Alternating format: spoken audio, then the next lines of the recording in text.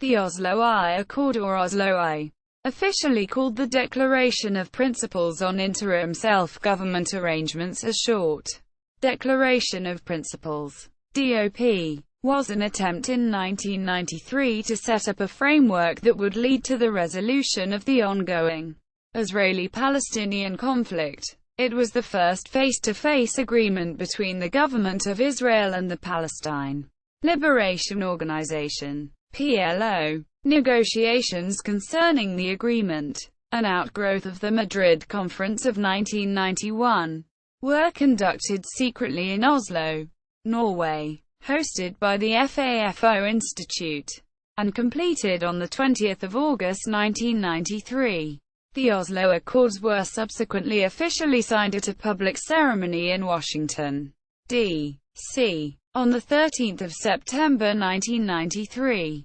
In the presence of PLO Chairman Yasser Arafat, Israeli Prime Minister Yitzhak Rabin and U.S. President Bill Clinton. The documents themselves were signed by Mahmoud Abbas for the PLO, Foreign Minister Shimon Peres for Israel, U.S. Secretary of State Warren Christopher for the United States, and Foreign Minister Andrei Kozyrev for Russia. The accord provided for the creation of a Palestinian interim self-government, the Palestinian National Authority, PNA. The Palestinian Authority would have responsibility for the administration of the territory under its control. The accords also called for the withdrawal of the Israel Defense Forces, IDF, from parts of the Gaza Strip and West Bank. It was anticipated that this arrangement would last for a 5-year interim period during which a permanent agreement would be negotiated, beginning no later than May 1996. Remaining issues such as Jerusalem, Palestinian refugees, Israeli settlements, security and borders would be part of the permanent status negotiations during this period. In August 1993, the delegations had reached an agreement, which was signed in secrecy by Peres while visiting Oslo. In the letters of mutual recognition, the PLO acknowledged the State of Israel and pledged to reject violence, and Israel recognized the PLO as the representative of the Palestinian people and as partner in negotiations. Yasser Arafat was allowed to return to the occupied Palestinian territories. In 1995, the Oslo I Accord was followed by Oslo II. Neither promised Palestinian statehood. Principles of the Accords. In essence, the Accords called for the withdrawal of Israeli forces from parts of the Gaza Strip and West Bank, and affirmed a Palestinian right of self-government within those areas through the creation of a Palestinian Interim Self-Government Authority. Palestinian rule was to last for a 5-year interim period during which permanent status negotiations would commence in order to reach a final agreement. The negotiations would cover major issues such as Jerusalem, Palestinian refugees, Israeli settlements, and security and borders were to be decided at these permanent status negotiations. Article 5. Israel was to grant interim self-government to the Palestinians in phases. Along with the principles, the two groups signed letters of mutual recognition. The Israeli government recognized the PLO as the legitimate representative of the Palestinian people, while the PLO recognized the right of the State of Israel to exist and renounced terrorism as well as other violence, and its desire for the destruction of the Israeli state. The aim of Israeli-Palestinian negotiations was to establish a Palestinian interim self-government authority, an elected council, for the Palestinian people in the West Bank and the Gaza Strip, for a transitional period not exceeding 5 years, leading to a permanent settlement based on UN Security Council Resolutions 242 and 338, an integral part of the whole peace process, in order that the Palestinians govern themselves according to democratic principles. Free and general political elections would be held for the council. Jurisdiction of the Palestinian Council would cover the West Bank and Gaza Strip, except for issues that would be finalized in the permanent status negotiations. The two sides viewed the West Bank and Gaza as a single territorial unit. The permanent status negotiations between Israel and the Palestinians would start not later than the beginning of the third year of the interim period. The interim period would begin upon the withdrawal from the Gaza Strip and Jericho area. The withdrawal began with the signing of the Gaza-Jericho Agreement on 4 May 1994. Thus, the interim period would end on 4 May 1999. The 5-year transitional period would commence with Israeli withdrawal from the Gaza Strip and Jericho area. There would be a transfer of authority from the Israel Defense Forces to the authorized Palestinians concerning education and culture, health, social welfare, direct taxation, and tourism. The Council would establish a strong police force, while Israel would continue to carry the responsibility for defending against external threats. An Israeli-Palestinian Economic Cooperation Committee would be established in order to develop and implement in a cooperative manner the programs identified in the protocols. The Declaration of Principles would enter into force 1 month after its signing. All protocols annexed to the Declaration of Principles and the agreed minutes pertaining to it were to be regarded as a part of it. Content of the Oslo I Accord. Main articles. The Oslo I Accord contains 17 articles. Annexes. The Oslo I Accord contains 4 annexes. Annex 1. Conditions of Palestinian elections . This annex covered election agreements, a system of elections, rules and regulations regarding election campaigns, including agreed arrangements for the organizing of mass media, and the possibility of licensing a TV station. Annex 2. Withdrawal of Israeli forces . An agreement on the withdrawal of Israeli military forces from the Gaza Strip and Jericho area. This agreement will include comprehensive arrangements to apply in the Gaza Strip and the Jericho area subsequent to the Israeli withdrawal. Internal security and public order by the Palestinian police force consisting of police officers recruited locally and from abroad, holding Jordanian passports and Palestinian documents issued by Egypt. Those who will participate in the Palestinian police force coming from abroad should be trained as police and police officers. A temporary international or foreign presence. As agreed upon. Establishment of a joint Palestinian-Israeli Coordination and Cooperation Committee for mutual security purposes. Arrangements for a safe passage for persons and transportation between the Gaza Strip and Jericho area. Arrangements for coordination between both parties regarding passages. Gaza, Egypt, and Jericho, Jordan. Annex 3. Economic cooperation . The two sides agree to establish an Israeli-Palestinian Continuing Committee for Economic Cooperation, focusing, among other things, on the following: cooperation in the field of water, cooperation in the field of electricity, cooperation in the field of energy, cooperation in the field of finance, cooperation in the field of transport and communications, cooperation in the field of trade and commerce, cooperation in the field of industry, cooperation in and regulation of labor relations, cooperation in social welfare issues, an environmental protection plan, cooperation in the field of communication and media. Annex 4. Regional development . The two sides will cooperate in the context of the multilateral peace efforts in promoting a development program for the region, including the West Bank and the Gaza Strip, to be initiated by the G7 countries. Agreed minutes. The Oslo I Accord contains some explanations of a number of articles in the accord, with understandings the parties had agreed on.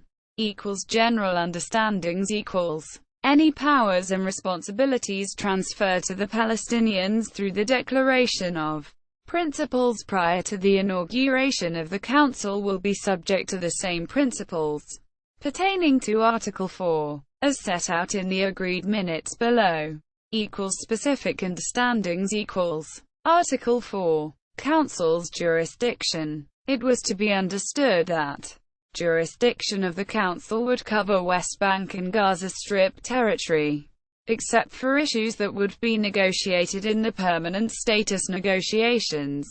Article 5. Permanent status negotiations issues. It was understood that several issues were postponed to permanent status negotiations, including Jerusalem, refugees, settlements, security arrangements, borders, relations and cooperation with other neighbors, and other issues of common interest. The outcome of these permanent status negotiations should not be prejudiced or preempted by the parties. Article 6. 2. Transferring authority. It was agreed that the transfer of authority would be as follows. The Palestinians would inform the Israelis of the names of the authorized Palestinians who would assume the powers, authorities and responsibilities that would be transferred to the Palestinians according to the Declaration of Principles in the following fields: education and culture, health, social welfare, direct taxation, tourism, and any other authorities agreed upon. Article 7. 2. Cooperation. The interim agreement would also include arrangements for coordination and cooperation. Article 7. 5. Israel's powers. The withdrawal of the military government would not prevent Israel from exercising the powers and responsibilities not transferred to the Council.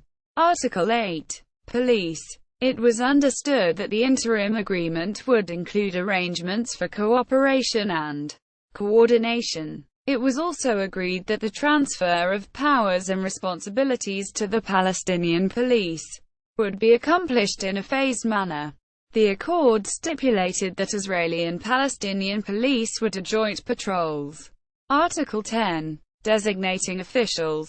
It was agreed that the Israeli and Palestinian delegations would exchange the names of the individuals designated by them as members of the Joint Israeli-Palestinian Liaison Committee, which would reach decisions by agreement. Article 11. Israel's continuing responsibilities. It was understood that, subsequent to the Israeli withdrawal, Israel would continue to be responsible for external security and for internal security and public order of settlements on Israelis. Israeli military forces and civilians would be allowed to continue using roads freely within the Gaza Strip and the Jericho area. Reaction. In Israel, a strong debate over the accords took place. The left wing supported them, while the right wing opposed them. After a two-day discussion in the Knesset on the government proclamation and the issue of the accord and the exchange of the letters, on 23 September 1993, a vote of confidence was held in which 61 Knesset members voted for the decision. 50 voted against and 8 abstained. Palestinian reactions were also divided. Fatah, the group that represented the Palestinians in the negotiations, accepted the accords, but Hamas, Palestinian Islamic Jihad and the Popular Front for the Liberation of Palestine objected to the accords. On both sides, there were fears of the other side's intentions. Israelis suspected that the Palestinians were entering into a tactical peace agreement, and that they were not sincere about wanting to reach peace and coexistence with Israel. They saw it as part of the PLO's 10-point program, which calls for a national authority over every part of Palestinian territory that is liberated, until the liberation of all Palestinian territory, and understood it as an attempt to justify the signing of the accords as a step to reach a final goal. Jerusalem's new mayor and later Prime Minister Ehud Olmert opposed the agreement and called it a dark cloud over the city. He favored to bring more Jews to East Jerusalem and expand Jerusalem to the east. Many Palestinians feared that Israel was not serious about dismantling their settlements in the West Bank, especially around Jerusalem. They feared they might even accelerate their settlement program in the long run by building more settlements and expanding existing ones. Nobel Peace Prize. In 1994, Israeli Prime Minister Yitzhak Rabin, Israeli Foreign Minister Shimon Peres, and PLO Chairman Yasser Arafat received the Nobel Peace Prize following the signing on the Oslo Accords, for their efforts to create peace in the Middle East. The Accords, however, never resulted in peace. Remarks from Benjamin Netanyahu. In a 2001 video, Netanyahu, reportedly unaware he was being recorded, said, "They asked me before the election if I'd honor the Oslo Accords.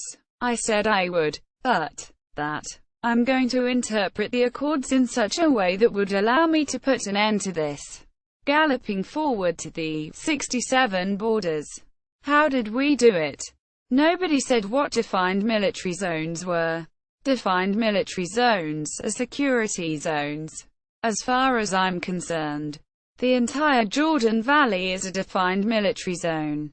Go argue. Netanyahu then explained how he conditioned his signing of the 1997 Hebron Agreement on American consent that there be no withdrawals from specified military locations, and insisted he be allowed to specify which areas constituted a military location, such as the whole of the Jordan Valley. Why is that important? Because from that moment on I stopped the Oslo Accords, Netanyahu affirmed. However, this is clearly consistent with Yitzhak Rabin's October 1995 statement to the Knesset on the ratification of the Interim Oslo Agreement. B. The security border of the State of Israel will be located in the Jordan Valley, in the broadest meaning of the term. Quote, additional agreements. In addition to the first accord, the parties concluded the Gaza-Jericho Agreement, a Cairo Agreement, signed on 4 May 1994, which initiated a partial Israeli withdrawal from Gaza Strip and Jericho area, and the establishment of the Palestinian Authority. The interim agreement on the West Bank and the Gaza Strip, also known as Oslo II, signed on 28 September 1995, gave Palestinians self-rule in Bethlehem, Hebron, Jenin, Nablus, Kalkalia, Ramallah, Tulkarm, and some 450 villages. After 1995, a number of additional agreements were concluded to implement the Oslo Accords. Consequences of the accord. In 2013, the Norwegian Broadcasting Corporation stated, the Oslo Accord divided the metropolis of Hebron in two. In a small, fortified area of its old city quarters, a small group of Israeli settlers reside, surrounded by more than 120,000 Palestinians. See also, Economic Cooperation Foundation. Issues. Proposals for a Palestinian state. United States security assistance to the Palestinian Authority. People. Ahmed Karay alias Abu Ayla, PLO negotiator during the Oslo peace process. Yossi Beilin, Israeli negotiator during the Oslo peace process. Jan Egeland, Norwegian deputy foreign minister, provided political cover, facilities and finances for the negotiations. Yair Hirschfield, Israeli negotiator during the Oslo peace process. Johan Jørgen Holst, Norwegian Minister of Foreign Affairs. Mona Juul, Norwegian facilitator during the negotiations. Ron Pundak, formed first Israeli negotiating team with Hirschfield, before official Israeli involvement. Uri Sava, former Director General of the Israeli Foreign Ministry, was head of the Israeli negotiating team. References. Bibliography. Bregman, R. On Elusive Peace. How the Holy Land Defeated America. Clinton, Bill. 2005. My Life. Vintage. ISBN 1-4000-3003-X. Aaron. Oddard. Arab-Israel Peacemaking. The Continuum Political Encyclopedia of the Middle East. Ed. Avraham Seller. New York. Continuum.